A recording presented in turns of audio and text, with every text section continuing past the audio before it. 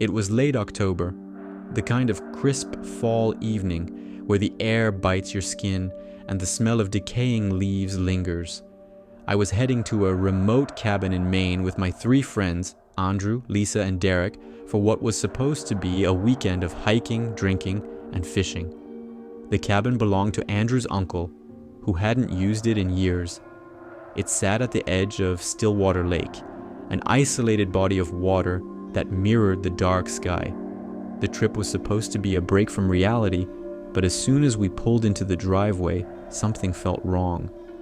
The cabin looked old and tired, its wooden boards sagging, its windows dark and uninviting. The lake beyond it was a sheet of black glass, utterly still.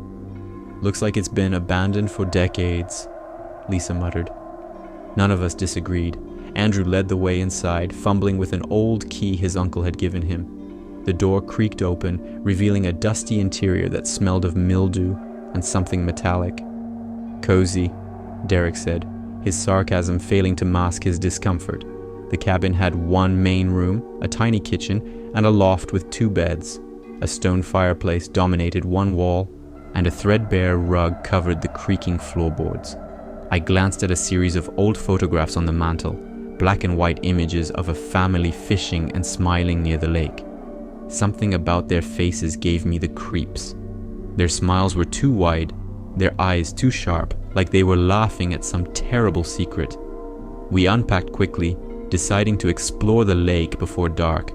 The water was unnaturally still, its surface reflecting the gloomy sky. "Ever seen a lake this calm?" Lisa asked, tossing a rock. It hit the water but didn't ripple.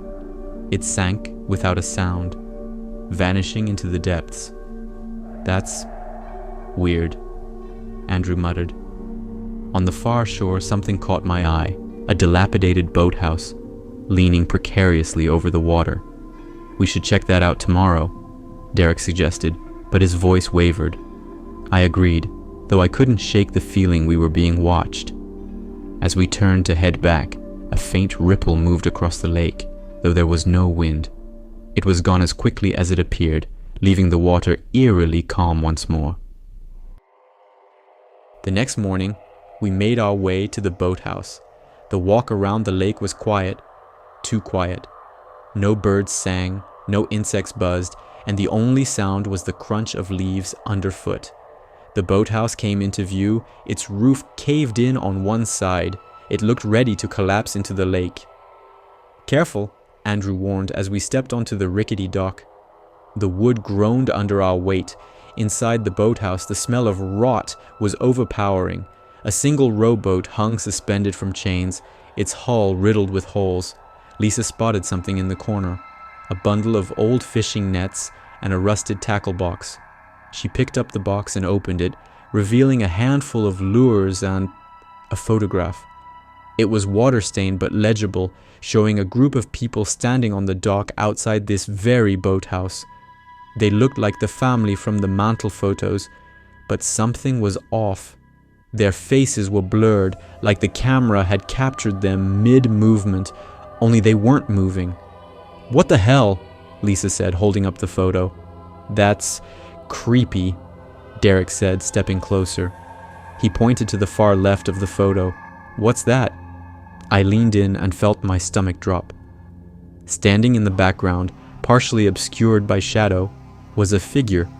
It was tall and gaunt, with arms that seemed too long for its body. Its head was tilted as though it were watching the group from a distance. "Let's get out of here," Andrew said, his voice tight. As we turned to leave, a loud splash came from the water outside. We froze, staring at the lake. The surface rippled, though nothing was visible beneath. My chest tightened with the growing certainty that we were not alone. That night, the air around the cabin felt heavy, oppressive. Andrew tried to laugh off the day's events, but none of us joined in. Lisa kept staring out the window, her fingers drumming nervously on the table. "Something's out there," she said finally. "There's nothing out there," Andrew snapped. "It's just an old lake. Stop freaking yourself out." But even he didn't sound convinced. I could see it in his eyes, the same dread we all felt. The photo, the splash, the unnatural silence of the lake. None of it made sense. It was just after midnight when the knocking started. 3 heavy thuds on the cabin door. We all jumped, staring at the door. Who the hell would be out here? Derek whispered. Andrew grabbed a flashlight and a fire poker, motioning for us to stay back. He opened the door slowly, shining the light into the darkness. There was no one there, just the lake, glittering faintly under the moonlight. Probably the wind, Andrew said, but as he shut the door, we heard it again. 3 more knocks, louder this time. Lisa screamed, and I felt my pulse spike. Derek bolted to the window, looking out into the night. "There's someone standing by the water," he said, his voice shaking. We all crowded around him, and sure enough, there it was, a tall figure, barely visible in the moonlight, standing at the edge of the lake. Its head tilted unnaturally, as though it were watching us. My stomach churned. It was the figure from the photo. "It's just some creep trying to mess with us," Andrew said, though his voice trembled. The figure didn't move, didn't make a sound. It just stood there, staring. Then, without warning, it stepped into the water and disappeared beneath the surface. After the figure vanished into the lake, the cabin felt even smaller, the walls closing in around us. Lisa locked every window and door, while Andrew paced, muttering under his breath, "It's just some freak playing games. That's all this is," he kept saying, as if repeating it would make it true. But none of us believed that. Derek sat by the window, his face pale and drawn. "You saw how it moved. No human moves like that," he said quietly. The hours crept by and the tension was unbearable. Around 3 a.m., the noises started. At first, it was just the faint creak of floorboards, as though someone was walking through the cabin. Then came the sound of water dripping, steady, deliberate. I turned to Lisa. "Is the sink leaking?" "No," she whispered, her eyes wide. "It's coming from upstairs." We all froze. The loft. No one had gone up there since we'd arrived, and now the sounds of wet footsteps were coming from above. "Who's up there?" Andrew shouted, grabbing his fire poker. Silence. "Stay here," he ordered, climbing the creaking ladder to the loft. The rest of us huddled in the main room, holding our breath. Then we heard it, a low guttural sound halfway between a growl and a moan. Andrew's flashlight beam swung wildly, and he cursed loudly. "Andrew!" I called, my voice cracking. I don't see anything," he said, though his voice trembled. "But something was here. It left..." He trailed off and climbed back down, his face pale. His hands were shaking as he held out his flashlight. "Wet footprints, leading to the window," he said. Before we could process what that meant, there was a loud splash from the lake. This time it wasn't subtle. It sounded like something huge breaching the water. Derek ran to the window and his scream chilled my blood. "It's out there! It's standing on the water!" he shouted. We all rushed to the window. The figure was back, but this time it wasn't on the shore. It stood on the surface of the lake, its head tilted at the same unnatural angle. Then it started walking, straight toward the cabin. The figure reached the edge of the lake in seconds, and then it vanished. One moment it was there, walking on the water, and the next it was gone. The silence that followed was worse than the noise. We all stood frozen, staring out the window, waiting for it to reappear. Suddenly the cabin shook, as though something massive had slammed against it. Lisa screamed, and Andrew grabbed the poker, backing away from the door. The pounding started again, this time from the roof. Whatever it was above us now. "I'm not staying here," Derek yelled, bolting for the door. Andrew grabbed him, but Derek shoved him off. "We'll die if we stay," he shouted, yanking the door open. The instant the door swung wide, the air outside seemed to shift. It wasn't just cold, it was suffocating. Derek took one step out and froze. His scream echoed through the night as something yanked him into the darkness. He was gone before we could move. "Shut the door," Lisa screamed, slamming it closed herself. She locked it, her hands trembling.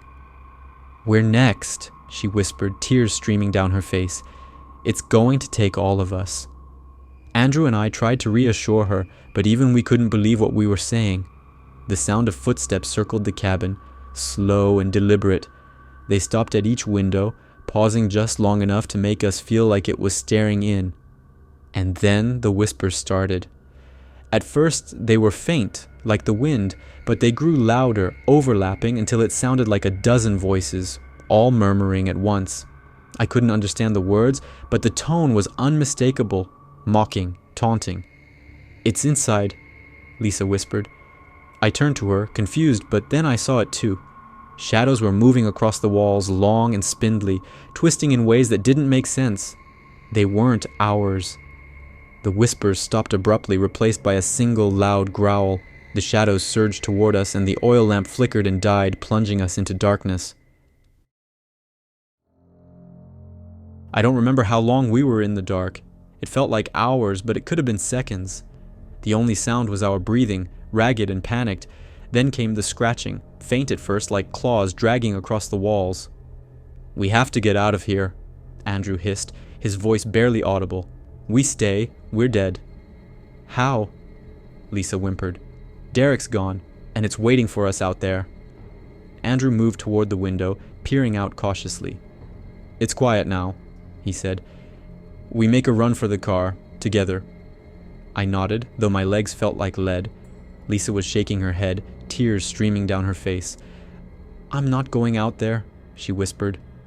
Andrew didn't wait. He yanked the door open and bolted into the night. I grabbed Lisa's arm and pulled her after him. The cold hit me like a slap, but I didn't stop running. The cabin was barely visible behind us when the footsteps started again, heavy, deliberate, and gaining fast. Lisa stumbled, and I turned to help her, but she froze, her eyes wide with terror. "It's behind us!" she screamed. I turned, and for the first time I saw it clearly. It was tall and impossibly thin, its limbs too long, and its face wrong. Hollow eyes burned with faint light, and its mouth twisted into a grotesque smile. It lunged, and Lisa's scream was cut short as it dragged her into the shadows. I ran, my chest burned, my legs screaming in protest, but I didn't stop. The car was in sight, and Andrew was inside, frantically trying to start it. I threw myself into the passenger seat just as the engine roared to life. "Go!" I shouted. The thing slammed against the car as we sped down the dirt road. Its face appeared at the window, staring at me with those hollow eyes. Then it let go, disappearing into the night. We didn't stop driving until we reached the nearest town. Andrew pulled into a gas station, and we both stumbled out, gasping for air. The clerk called the police, but when we tried to explain what had happened, they didn't believe us. They sent a search party to the cabin, but there was no sign of Lisa or Derek. The cabin itself was empty, though the sheriff said the inside was strange. He wouldn't elaborate, but I overheard one of the deputies talking about claw marks on the walls and footprints that started and ended in impossible places. The boathouse was worse. They found the photograph Lisa had taken, but now it was different. The figure that had been standing in the background was gone. Instead, it was standing in the foreground, staring directly at the camera. Andrew refused to talk about what happened, and after a few months, he moved out of state. I stayed, but I can't go near Stillwater Lake. I don't think anyone should. They say the lake is cursed, that it's claimed people for generations. Locals talk about strange lights on the water, whispers in the woods, and figures that appear in the corner of your eye. No one stays near it for long. Sometimes, late at night, I see it in my dreams. The cabin, the lake, and the thing that took my friends. I wake up drenched in sweat, convinced it's watching me, waiting for the right moment. I've told myself I'll never go back, but some part of me knows the truth. You don't leave Stillwater Lake. Not really. It stays with you. For more horror, scary stories, please subscribe.